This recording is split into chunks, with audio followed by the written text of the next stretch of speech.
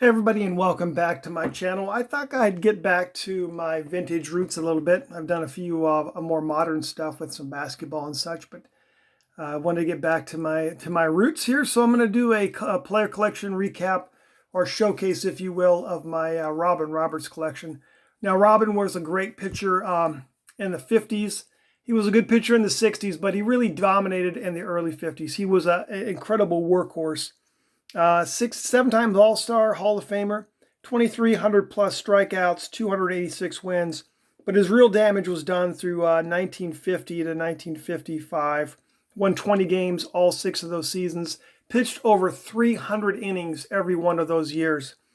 In all, he was just a workhorse. So from 50 to 55, he started 232 games, of which 161 were complete games. That's almost a percentage of 70% of his games were complete games.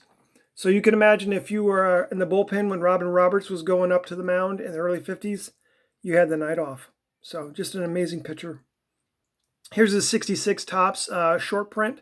One of these just recently sold this month for about 60 bucks. But it's from the high short print series in 66.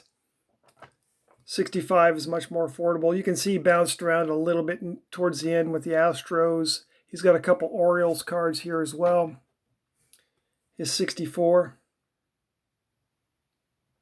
And I mean, he was a good pitcher in the 60s, but nowhere near the dominant pitcher he was in the early 50s.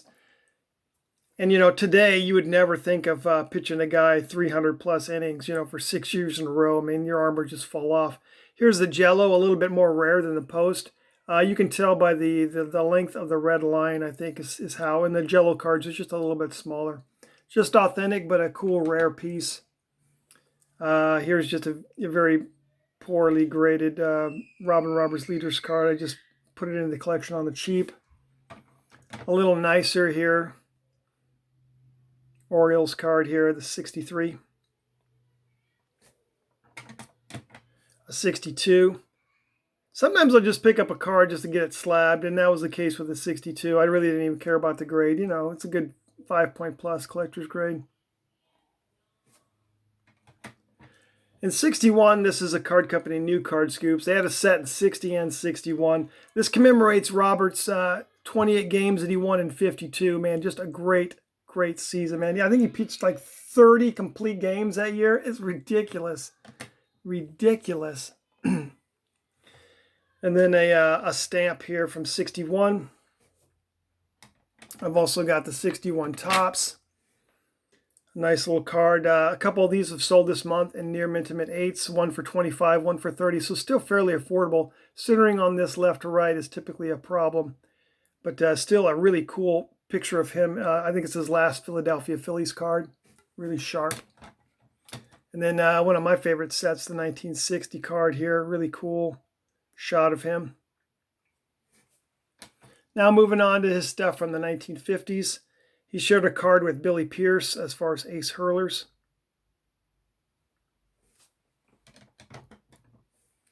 Then a nice near mint 7 of his 59.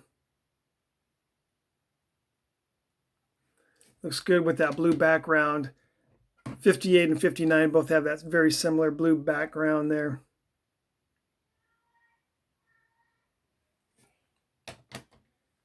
This is 57.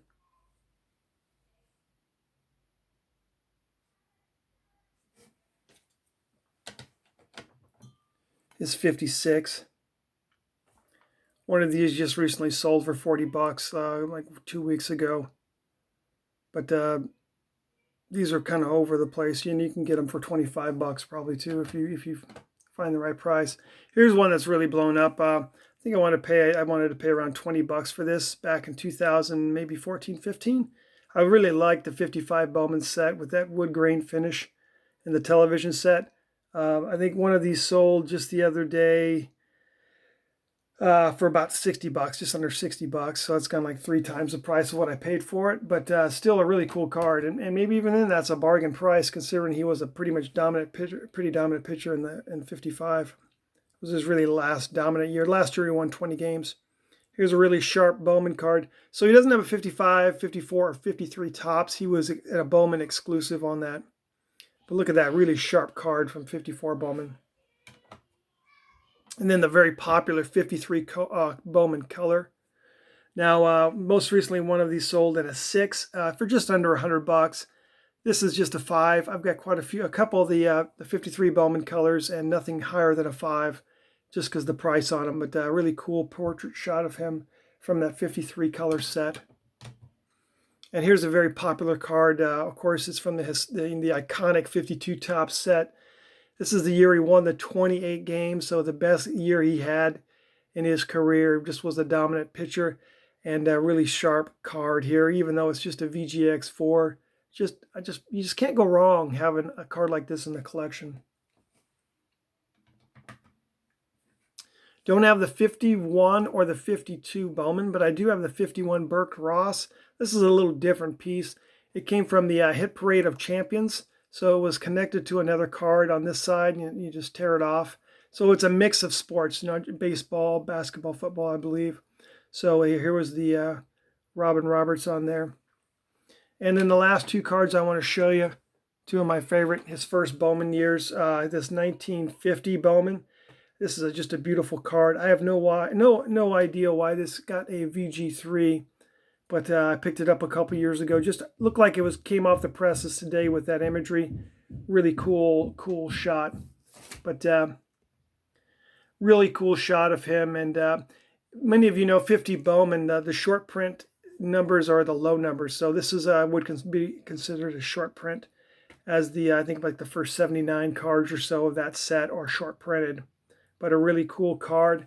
And then the last card I want to show is his rookie card from 1949 Bowman. A really cool piece. I've been trying to get this for a couple years, and finally find a good clean copy in an excellent mint 6 that I really liked and felt the price was good, and so I got it.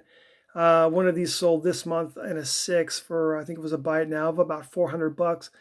When you think about it, he is a Hall of Famer, and that's still not a bad price. So his cards are still fairly decently priced, but a really cool image with that red background. I think the Phillies cap really pops on this image of him.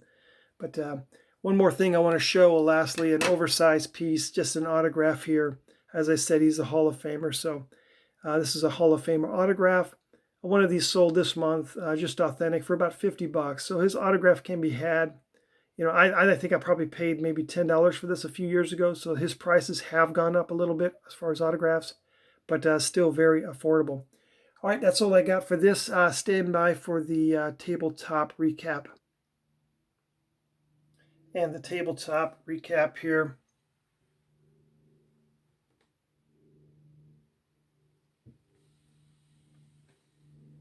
Really a throwback, man. They don't make pictures today like they did back in the day. And Robin Roberts, man, could you imagine a pitcher pitching 300 plus innings for like 6 years in a row? It's just insane. He was still able to have a long career, as you can see, but did come short of those 300 wins. But a great pitcher nonetheless. And the guy I really like to collect. I got a nice little run here. And that's it, everybody. Once again, I appreciate your posts and your comments, and I'll talk to you again soon.